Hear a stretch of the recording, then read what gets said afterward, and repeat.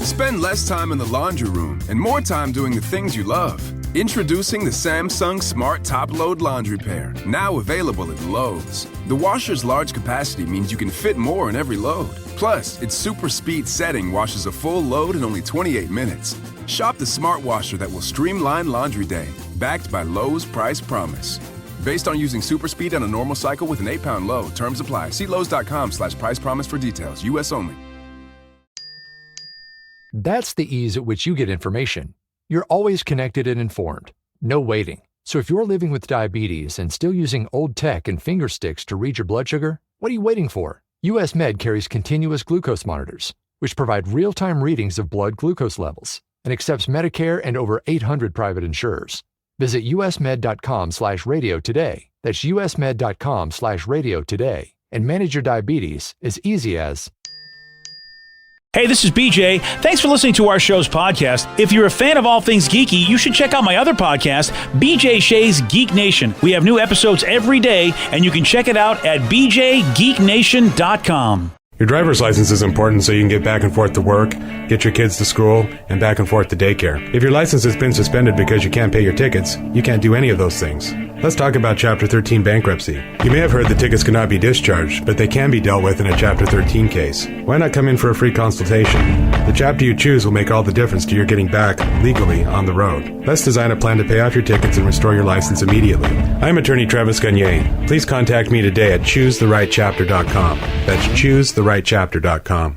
99.9 KISW, the Rock of Seattle. So Dave Grohl, he was a guest on The Tonight Show with Jimmy Fallon. And during the show, they played this game where the guest has to guess what song the Roots are playing in a different musical style or key. So the Roots, they decided to cover a Nirvana song, Lithium, and it took Dave forever to figure this out.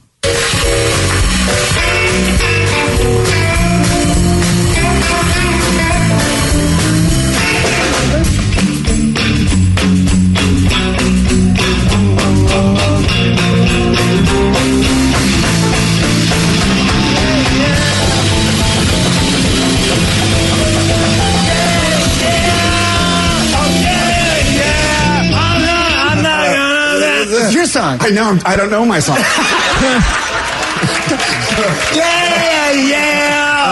Lithium by Nirvana.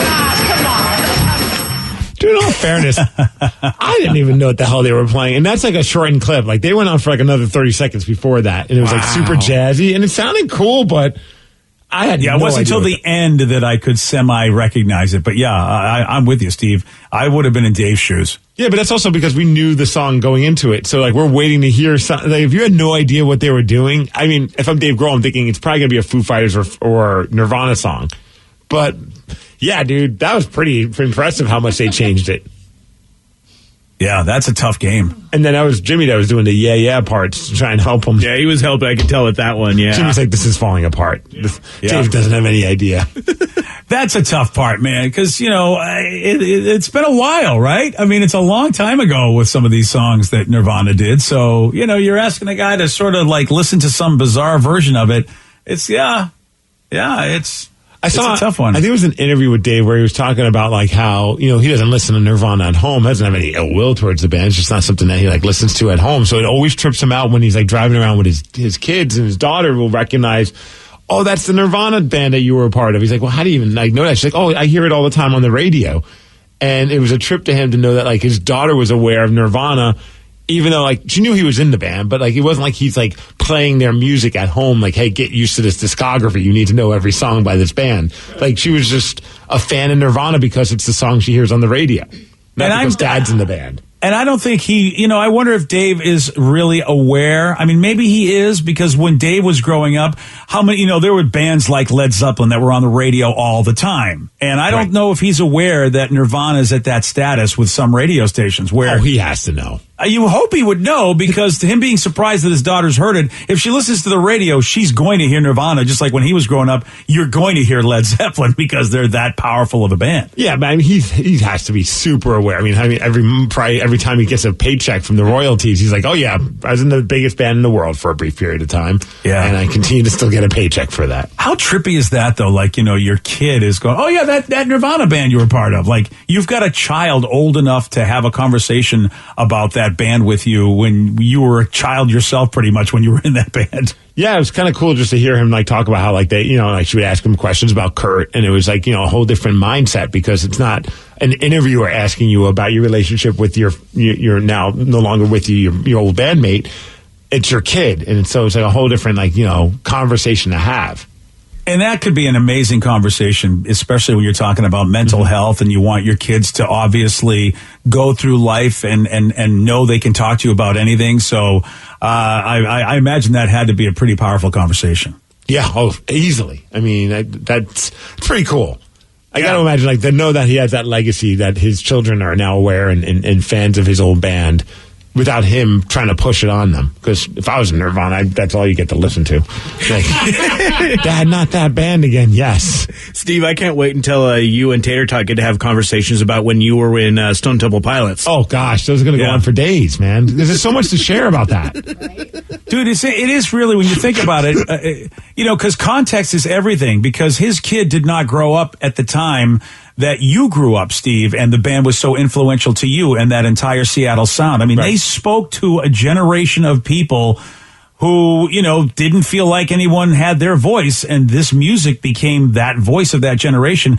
Well, she's a different generation, don't know what her voice, what speaks to her. So it's a cool thing to go, to realize, dude, here's the context of what was going on, and this is why our band was so important. How crazy would it be just to sit her down if he ever wants to do that? Oh, I'm sure she can find it now on YouTube, but just to sit her down and be like, check out the size of the crowds that we were playing in front of. Oh, nuts, yeah. These were not just 15, 20,000 arenas. Some of these were 100,000 person festivals, and they were the headliner.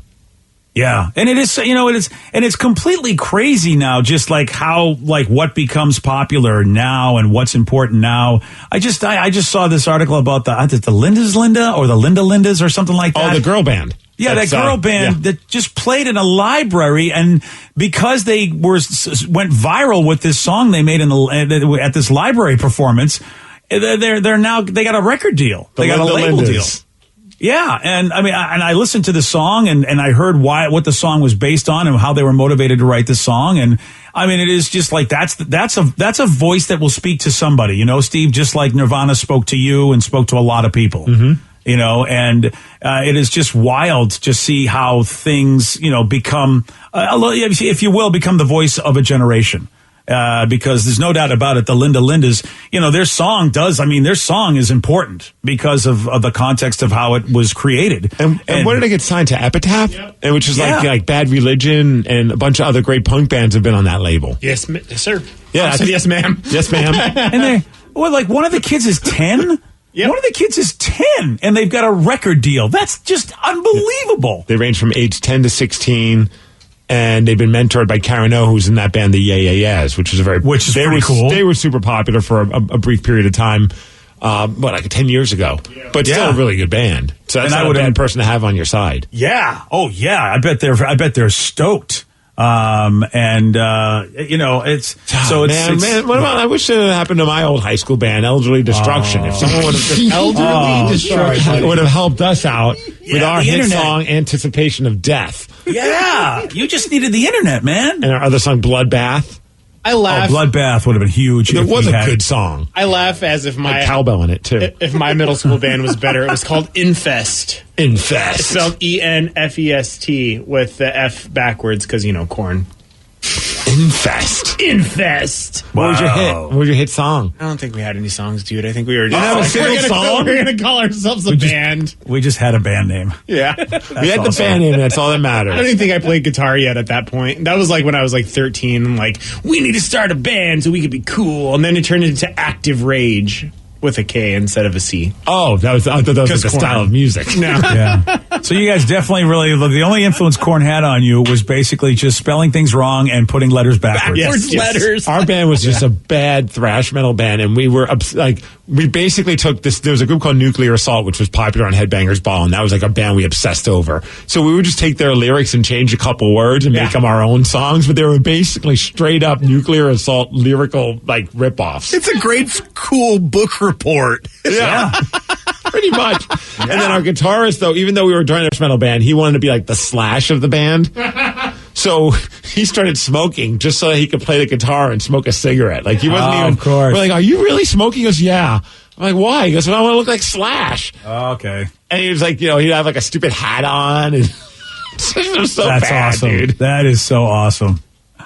Oh, man. I can't believe you guys didn't make it, man. Well, if we would have had Karen O from the Yeah Yeah Yeahs pay attention to us, maybe we would have. You're right. You needed a good mentor. Where was Joey Ramone when you needed him? Where was the internet when we needed it? Yeah, you're right about that, man. It's a whole new way. I mean, it really is the internet. I mean, a library performance for these girls. You know, you figure usually back in the day, Steve, somebody told you, we got an appearance, right? And where's it going to be? It's going to be in this really small venue. I remember having to do comedy at a Mexican restaurant, and I thought, oh man, someday maybe I'll be able to do something that will get me famous.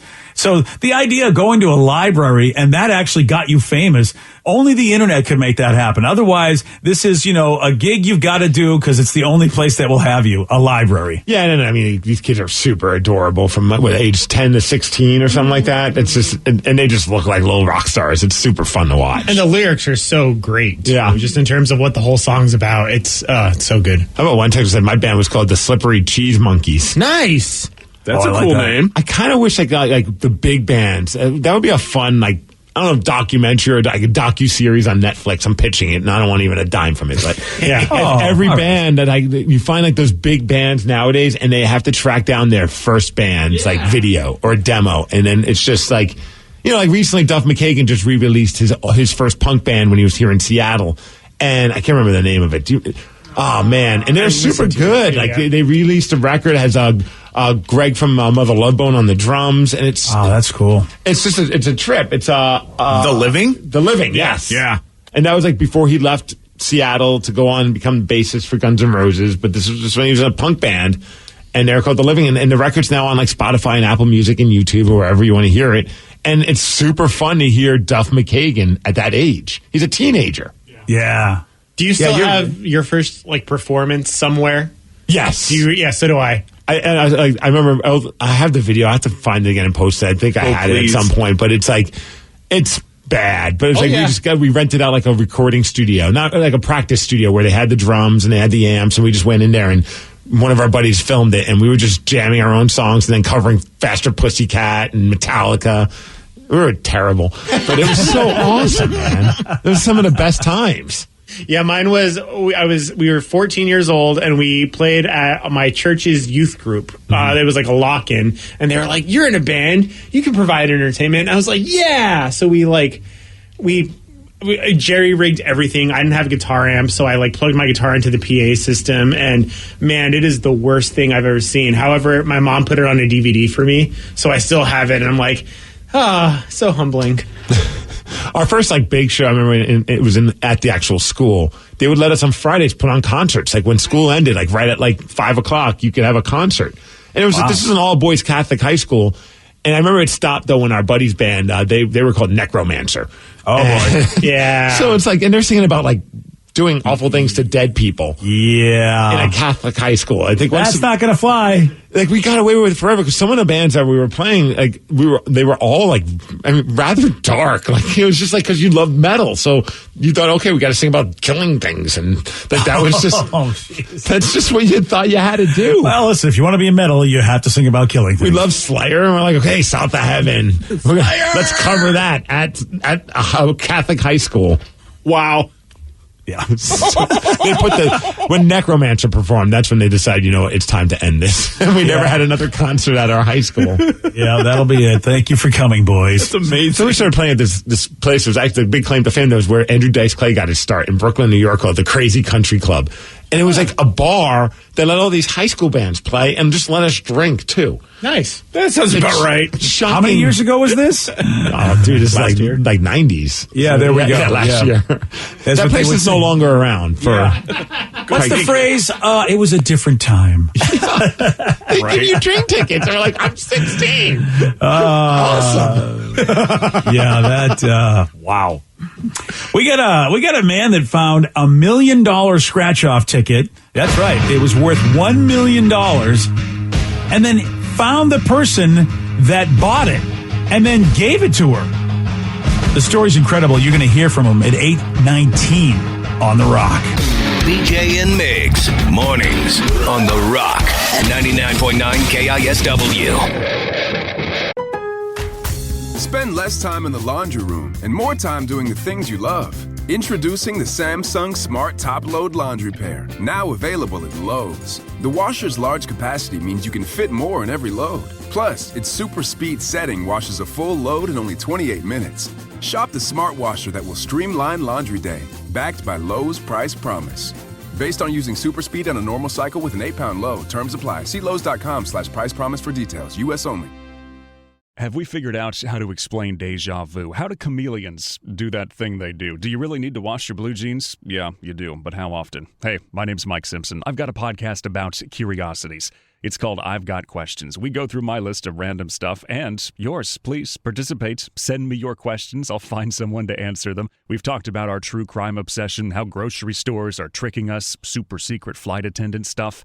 I've Got Questions. New episodes Thursdays on Odyssey or wherever you get your podcasts. Hey, what's up, everyone? You find yourselves trying to get your Craig Mack on and put some brand new flavor in your ear? Well, funny you should mention that because we have a brand new show that you should check out. It is called Pod Sauce. It is your podcast discovery show. Everyone's always looking for a podcast recommendation. We got lots of them for you, from true crime to pop culture.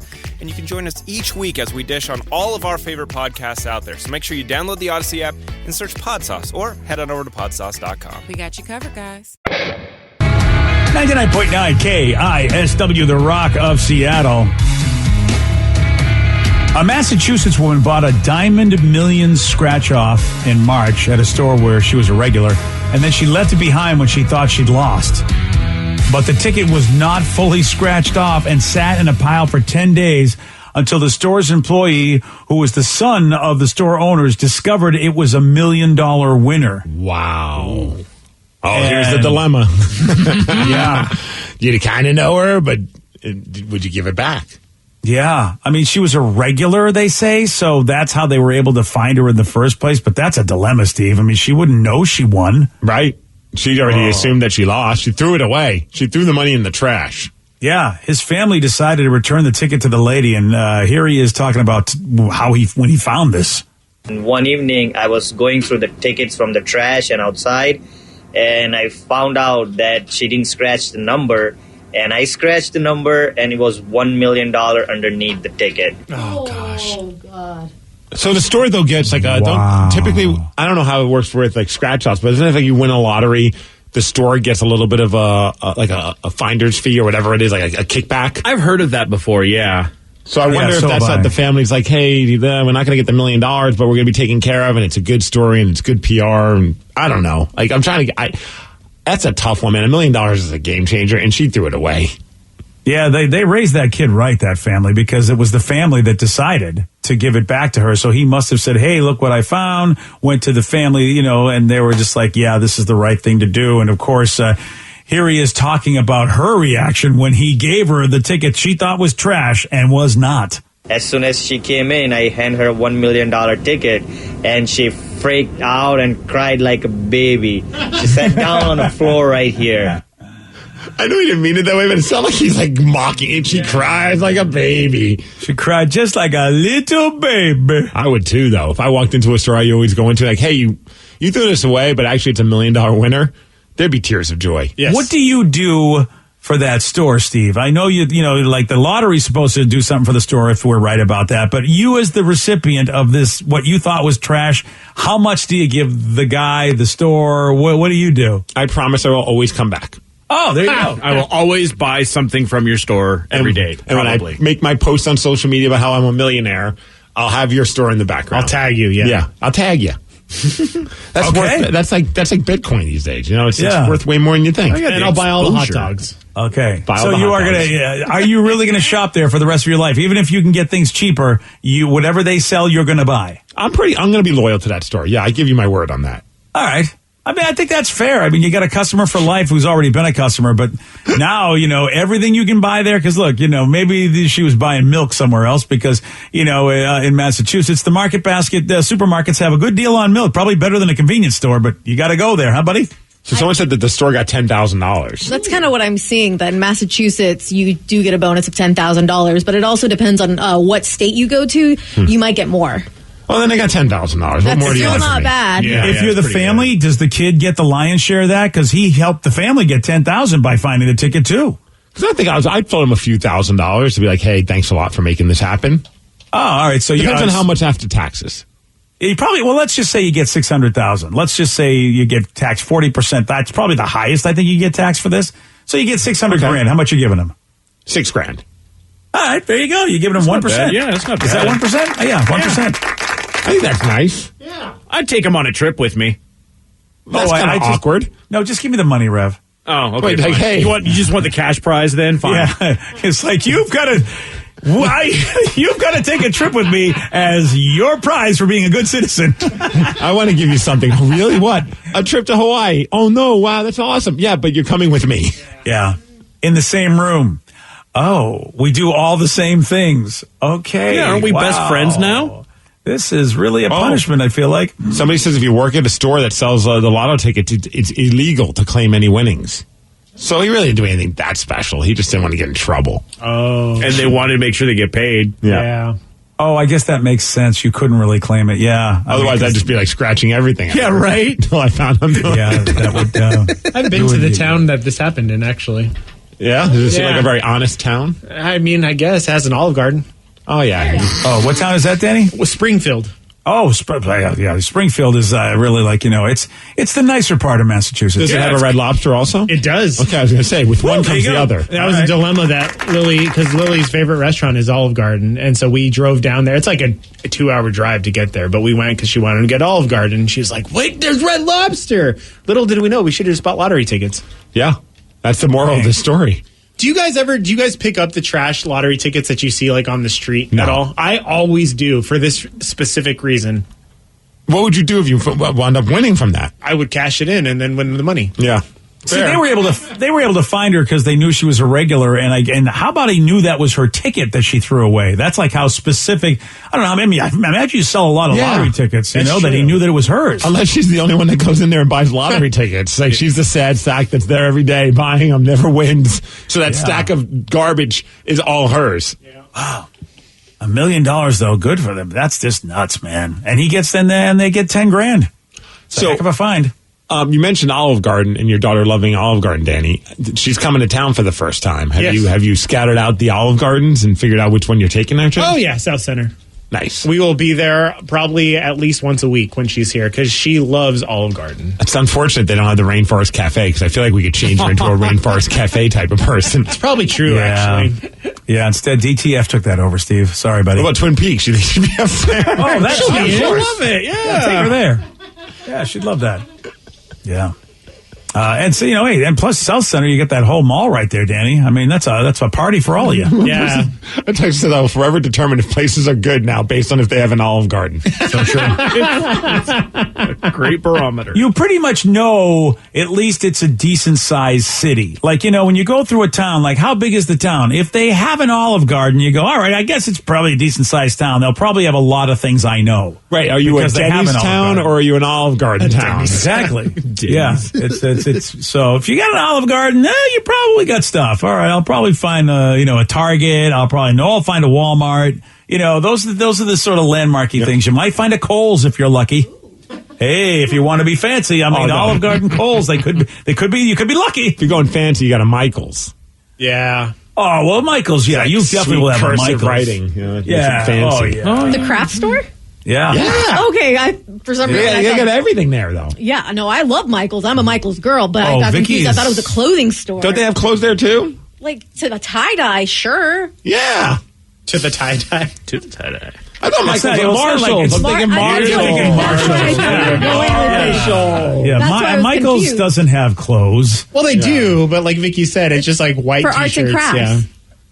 Yeah, exactly. I mean, I get you those can two wear them after you make confused. them. Yeah. Michael's, Yeah, Marshalls. You're thinking Marshalls, which is like TJ Maxx. They're your, your brand stores where regulars are and discount prices if maybe the fashion is not as fashionable. Yeah. And Puyallup got an Olive Garden, just saying. Oh, Sweet. Well, see, Puyallup's Mm-hmm. a decent sized area. You got a Kohl's anywhere near you? Probably somewhere in there. I believe, yeah. Actually, yes, we do.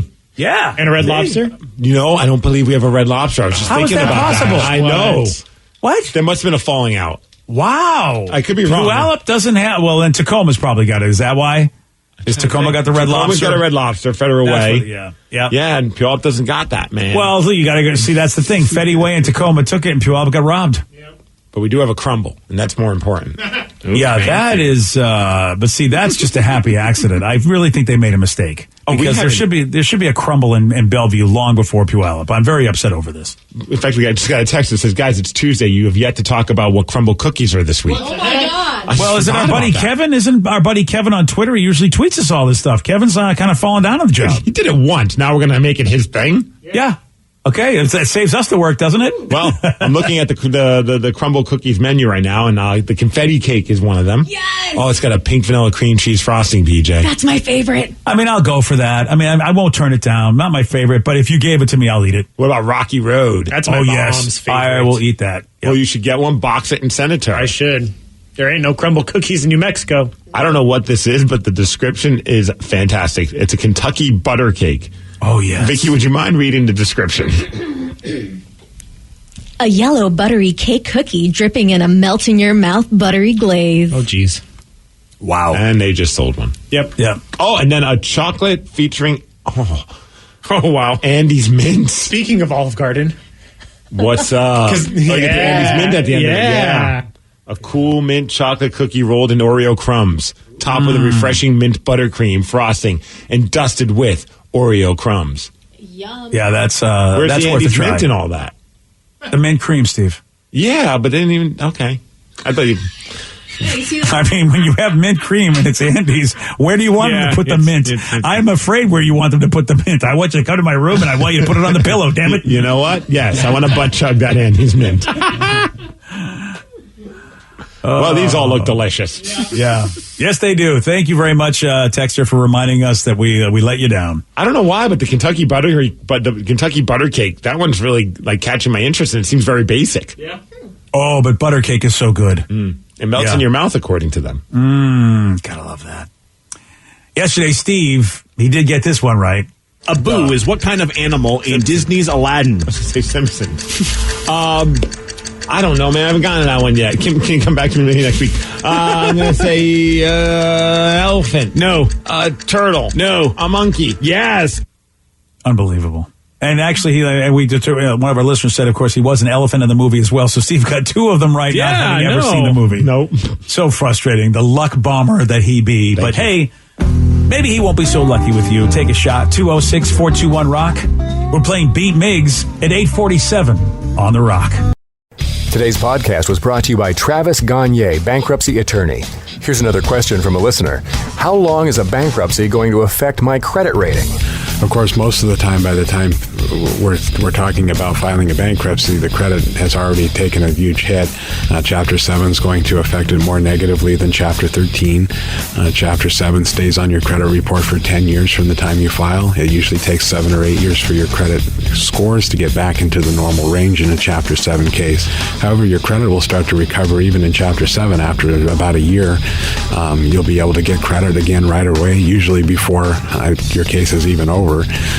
Chapter 13 stays on your credit report for 7 years and usually takes about 3.5 years for your credit to get back in the normal range. So Chapter 13 will mean your credit gets better much more rapidly. Thanks, Travis. If you have more questions about bankruptcy, you can reach out to Travis anytime at choosetherightchapter.com. That's choosetherightchapter.com. Thanks for listening.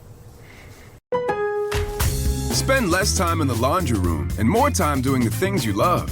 Introducing the Samsung Smart Top Load Laundry Pair, now available at Lowe's. The washer's large capacity means you can fit more in every load. Plus, its super speed setting washes a full load in only 28 minutes. Shop the smart washer that will streamline laundry day, backed by Lowe's Price Promise. Based on using super speed on a normal cycle with an 8-pound load, terms apply. See Lowe's.com/price promise for details. U.S. only.